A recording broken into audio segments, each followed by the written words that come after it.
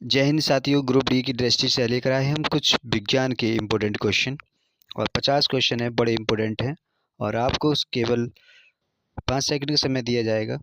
आप इन्हें टिक करके देखिएगा, सही आंसर कमेंट बॉक्स में लिखिएगा। और इस टाइप के सवाल ज़रूर ग्रुप डी में पूछे जाते हैं, तो आप इन सवालों को बहुत गौर से, बड़े ध्यान से पढ़िएगा। ये ऐसे ही सवाल पूछे जाते हैं। तो पहला सवाल हम शुरू करते हैं। कार्य का मात्रक क्या है? ऑप्शन है जूल, न्यूटन, वाट और डाइन।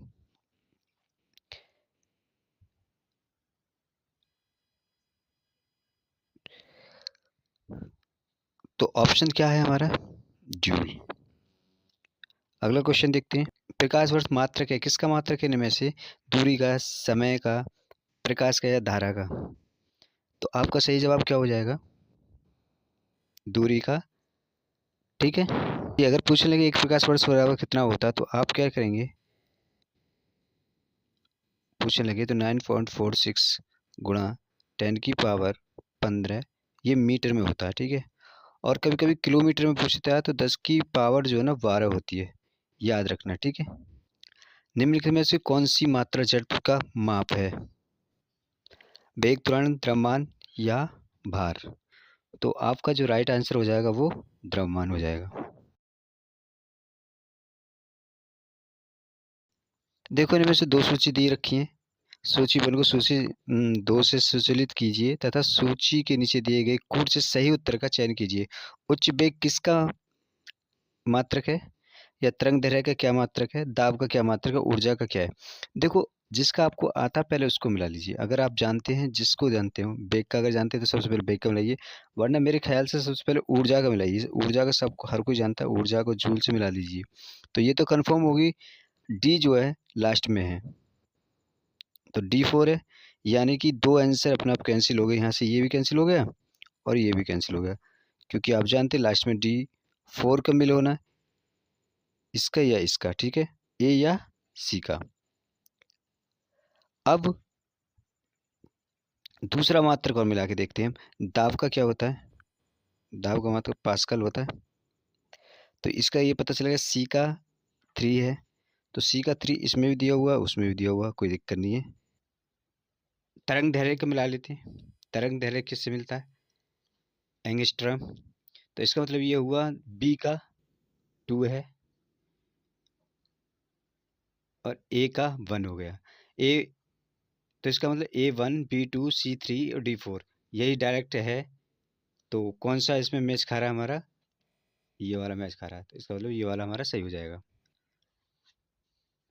इसमें भी हमसे दो चीज़ें पूछी गई हैं, इन्होंने भी दो सूची दे रखी है, और क्या करना है, ये भी हमें मिलाना है। सबसे पहले हमने कहा क्या था, जूल का करिए। जूल का कार्य है, यानी एक A3 पहले में ही है, इसके अलावा किसी में नहीं दी हुई है ना। A3 जो है पहले में ही है, इसके अलावा किसी में नहीं दी हुई। इसका मतलब हमारा पहला ही आंसर हो जाएगा। क्या बोल रहे हैं हम? और मिलाने की ज़रूरत नहीं है हमें। आगे चलें, अगला क्वेश्चन देखते हैं। 6 क्या कर रहा है। इसमें भी सूची दे रखी है और इसको भी हमें मिलाना है। ठीक है। तो सबसे पहले हमें त्वरण को मिलाना है। त्वरण किससे? त्वरण का जो देखो, त्वरण का क्या होता है, मीटर प्रति सेकंड स्क्वायर होता है। यही तो त्वरण होता है, मीटर प्रति सेकंड स्क्वायर होता है। तो मीटर प्रति सेकंड स्क्वायर किसका? त्वरण का। ये चौथे नंबर पे है, तो A4 है। A4 भाई साहब डी में ही आ रहा, किसी में है भी नहीं, यही आंसर हो जाएगा। समय का मात्रक क्या है? तो इनमें कोई नहीं हो जाएगा, कोई नहीं है समय का, इनमें कोई मात्रक ही नहीं है। ठीक है। वार्षिक इकाई है किसकी? दूरी की, समय की, प्रकाश की चमक की या चुंबकीय बल की? और सबसे बड़ी दूरी की मात्रक क्या है? पारसिक।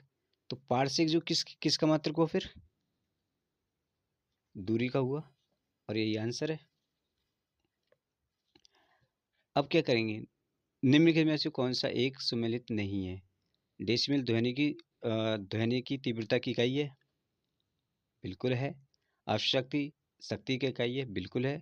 समुद्री में नौ संचालक की दूरी की इकाई है, बिल्कुल है। सेल्सियस ऊष्मा की इकाई है, नहीं, यही गलत है और यही आंसर है हमारा।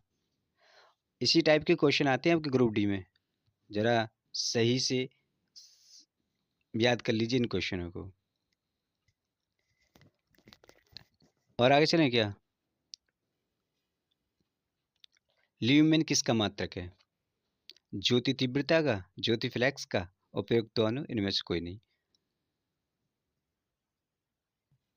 आंसर हमारा क्या हो जाएगा? बी। और यही हमारा ज्योति फ्लैक्स जो हमारा आंसर है। अगला क्वेश्चन चलते हैं 11वां, थोड़ा तेज करते हैं हम। क्यूरी जो है ना किसकी इकाई है? रेडियो एक्टिव धार्मिकता की या तापक्रम की ऊष्मा की ऊर्जा की? तो सबको मालूम है किसकी है? रेडियो एक्टिवता की। किसकी है? रेडियो एक्टिवता की। पास्कल इकाई है किसकी? सबको मालूम है पास्कल जो दाब की इकाई है। कैंडिलम मात्रक है ज्योति फ्लैश का, ज्योति प्रभाव का, ज्योति दाब का, या ज्योति तीव्रता का? तो इसका जो सही आंसर है वो क्या हो जाएगा? ज्योति तीव्रता का कैंडिलम मात्रक होता है, सबने पढ़ा हुआ है। अगला क्वेश्चन है, जूल निम्नलिखित में किस इकाई है? किसकी इकाई है जूल? अभी हम पढ़ के आए थे ऊर्जा की। 15वें क्वेश्चन, मात्रों की अंतरराष्ट्रीय पद्धति कब लागू हुई थी? सही आंसर बी है। ठीक है, 1971 में क्या हुआ था? इसे अंतरराष्ट्रीय पद्धति लागू की गई थी। और कहाँ की गई थी? फ्रांस में। हर्ट्ज क्या मापने की यूनिट है? तरंग धैर्य, तरंगों की स्फीरता, या तरंगों की तीव्रता, तरंगों की आवृत्ति? क्या? तो आंसर हो जाएगा हमारा डी, तरंगों की आवृत्ति। अगला क्वेश्चन है, विद्युत मात्रा की इकाई है? एम्पियर, ओम, वोल्ट, कूलम? 17 का आंसर हमारा क्या हो जाएगा? ये हो जाएगा एम्पियर हो जाएगा। एसआई पद्धति में लेंस की शक्ति की इकाई क्या है? एसआई पद्धति में लेंस की शक्ति की इकाई क्या है? तो लेंस की आपको मालूम है वॉट है क्या? शक्ति का वैसे वॉट है, लेकिन इसमें वॉट नहीं होगा, है ना? इसमें वॉट नहीं होगा, तो इसमें क्या हो जाएगा? डायोप्टर। डेसिमल किसे नापने के लिए प्रयोग में लाया जाता है? खून के हीमोग्लोबिन, पेशाब में शक्कर, वातावरण में ध्वनि, या वायु में कण? बहुत बढ़िया क्वेश्चन है, वेरी इंपॉर्टेंट क्वेश्चन है ये, है ना? इंपॉर्टेंट क्वेश्चन है, बहुत ज़्यादा इंपॉर्टेंट क्वेश्चन है। आजकल ऐसे ही क्वेश्चन पूछे जाते हैं, सीधे सीधे क्वेश्चन नहीं पूछ रहे हैं आजकल, इस टाइप के क्वेश्चन पूछे जाते हैं, तो बहुत ज़्यादा इंपॉर्टेंट है। ठीक है, और सही जो है इसका आंसर वो वातावरण की ध्वनि, क्योंकि डेसिमल में ध्वनि नापी जाती है, आपको पता है ना? डेसिमल जो है, ध्वनि जो है ना, डेसिमल में नापी जाती है। तो वो चाहे वातावरण की हो चाहे अपनी हो, ध्वनि तो ध्वनि है। चलिए, एम्पीयर मापने की इकाई है? वोल्ट, करंट, प्रतिरोध, पावर? तो एम्पियर, एम्पियर के साथ करंट नापा जाता है। क्या? करंट नापा जाता है। यंग प्रत्यक्षता गुणांक का एसआई मात्रक क्या है? डाइन प्रति सेंटीमीटर, न्यूटन प्रति सेंटीमीटर, न्यूटन मीटर प्रति स्क्वायर, या मीटर स्क्वायर प्रति सेकंड? सी आंसर हो जाएगा, न्यूटन मीटर प्रति, न्यूटन मी न्यूटन प्रति मीटर स्क्वायर। ठीक है, आगे देखते हैं। निम्नलिखित युग्मों में से किन भौतिक राशियों के समान विमेय सूत्र नहीं है? किसके नहीं है? किन किन के विमेय सूत्र नहीं लिखे जा सकते? तो आपका आंसर हो जाएगा बल और दाब के नहीं होते। एक खगोलीय इकाई संबंधित रखती है कि सूर्य एवं पृथ्वी के बीच की दूरी, चंद्रमा एवं पृथ्वी के बीच की दूरी, सूर्य एवं चंद्रमा के बीच की दूरी, या उपयुक्त में से कोई नहीं? तो हमारा राइट आंसर ए हो जाएगा, सूर्य एवं पृथ्वी के बीच की दूरी एक खगोलीय नापी जाती है। ठीक है, और क्या है? निम्नलिखित में से कौन सी अविमेय राशि है? विकृति, संयंत्र गुणांक, गैस नियंत्रक, गुणांक नियंत्रक? तो इसका आंसर ए हो जाएगा, विकृति हो जाएगी। निम्नलिखित में से कौन एक सदिश राशि नहीं है? फटाफट से कमेंट करिएगा, समवेग, वेग, कोणीय वेग, या द्रव्यमान? आंसर हमारा इसका डी हो जाएगा।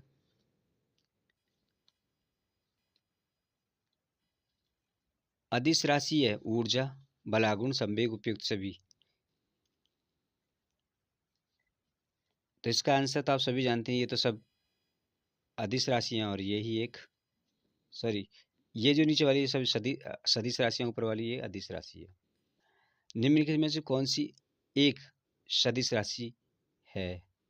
संवेग, दाब, ऊर्जा या कार्य। और लेकिन इसमें दोनों चीज़ नहीं, संवेग जो है इसका आंसर हो जाएगा। निम्नलिखित में से कौन सी राशि सदिश नहीं है? देखो, सब सदिश नहीं है, बाकी तो ये सब सदिश है, बल भी सदिश है, वेग भी सदिश है, विस्थापन भी सदिश है, लेकिन आयतन जो है ना इसमें सदिश नहीं है। 29, निम्नलिखित में सदिश राशि है, कौन सी सदिश राशि है इनमें से? देखो, द्रव्यमान है क्या? नहीं। समय? नहीं। लंबाई? नहीं। ये तीनों ही नहीं है तो फिर बचा क्या? वेग? बिल्कुल है। निम्नलिखित में से कौन सा एक व्युत्पन्न परिभाषा नहीं है? घनत्व, द्रव्यमान, आयतन, चाल, कौन सा नहीं है? आंसर हो जाएगा हमारा द्रव्यमान। त्वरण ज्ञात करने का सही सूत्र कौन सा है? त्वरण पहला ही है, ए बराबर v minus you upon T. ठीक है। पदार्थ, संवेग और वेग के अनुपात से कौन सी भौतिक राशि प्राप्त की जाती है? कौन सी की जाती है? सी इसका आंसर राइट आंसर हो जाएगा। अगला क्वेश्चन देखिए, प्लांक के अचर में किसका आयाम होता है? ऊर्जा, रैखिक गति, कोणीय गति, बल। क्या हो जाएगा? कोणीय गति।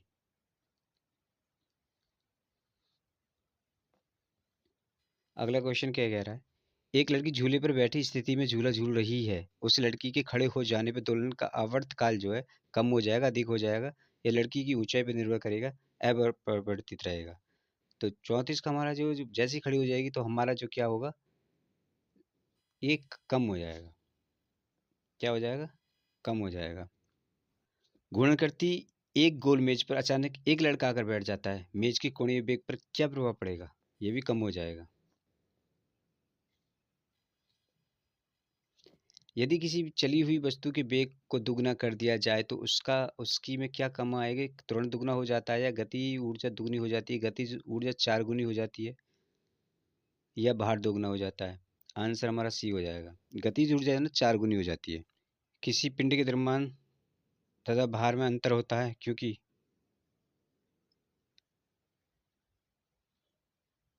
द्रव्यमान स्थिर रहता है जबकि भार परिवर्तित होता है। आंसर हमारा बी हो जाएगा इसका। ठीक है। 38 में कह रहा है, किसी भी स्थिर या गतिशील वस्तु की स्थिति और दिशा में तब तक कोई परिवर्तन नहीं होता जब तक उस पर कोई बाह्य संक्रिया न हो। तो न्यूटन का गति विस्मयक प्रथम नियम से इसको प्रथम नियम में हमने पढ़ा था। अगला क्वेश्चन है, किसी असंतुलित बल द्वारा किसी पिंड में उत्पन्न त्वरण बल के व्युत्क्रमानुपाती होता है, बल के अनुक्रमानुपाती होता है, या बल के प्रभाव से स्वतंत्र होता है, या शून्य होता है? इसका आंसर क्या होता है? बल के अनुक्रमानुपाती होता है। 40 में न्यूटन की गति के तीसरे नियम के अनुसार क्या प्रतिक्रिया से संबंध है? हमेशा एक ही वस्तु पर लगे होने पर भिन्न भिन्न वस्तु पर लगे होने सकते हैं, हमेशा भिन्न भिन्न वस्तुओं पर ही लगे होने चाहिए, ये का परिणाम बराबर होना जरूरी है किंतु उसकी दिशा समान होनी चाहिए। कौन सा आंसर सही है? आंसर सी इसका आंसर सही हो जाएगा। ठीक है। 41वां सवाल है, हमसे कह रहा है, प्रत्येक क्रिया के बराबर वे विपरीत दिशा में एक प्रतिक्रिया होती है, यह है न्यूटन की गति विधि प्रथम नियम है, द्वितीय नियम है, या तृतीय नियम है? ये हमारा तृतीय नियम है।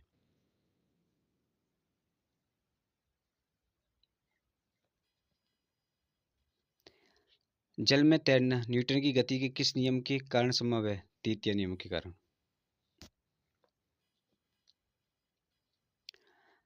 कोई पिंड जब तक भ्रमावस्था में बना रहेगा तब तक उस पर कोई बाह्य कार्य ही करता है, यह कथन किसका है? न्यूटन, आइंस्टीन, आर्किमिडीज, गैलीलियो का?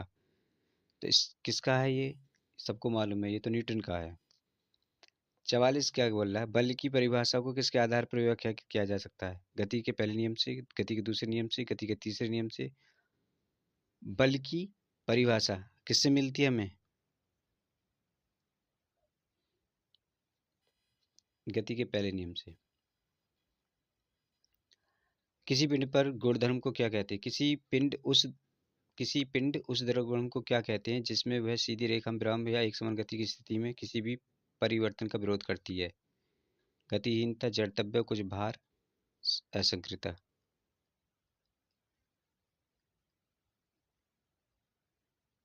बी।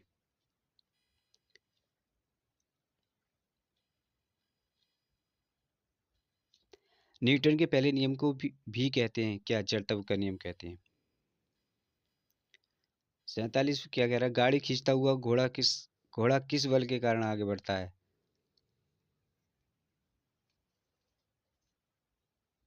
पृथ्वी द्वारा घोड़े के पैरों पर आपेक्षिक बल के कारण। 48 चलती हुई बस जब अचानक से ब्रेक लगाती है उसमें बैठे हुए यात्री आगे की दिशा में गिरते हैं क्योंकि उसके द्वारा समझाया जा सकता है आपेक्षिक सिद्धांत, न्यूटन का पहला नियम, न्यूटन का दूसरा नियम या न्यूटन का तीसरा नियम? न्यूटन का पहला नियम। रॉकेट की कार्यप्रणाली किस सिद्धांत पर आधारित होती है? रॉकेट जो है किस सिद्धांत पर कार्य करता है? न्यूटन का तृतीय नियम पर ही करता है। यदि एकाएक चलना आरंभ कर दे तो अश्वारोही के गिरने की आशंका का कारण है? जड़त्व गुण, द्रव्यमान के कारण, विश्राम जड़त्व या गति का तीसरा नियम? विश्राम जड़त्व। दोस्तों ये कुछ इंपॉर्टेंट क्वेश्चन थे साइंस के। आई होप ये वीडियो पसंद आई होगी। पसंद आई हो तो लाइक शेयर जरूर करें और कमेंट बॉक्स में बताएं अगली टॉपिक पे किस तरह के क्वेश्चन आपको चाहिए। मिलते हैं अगली वीडियो में, तब तक के लिए बाय बाय।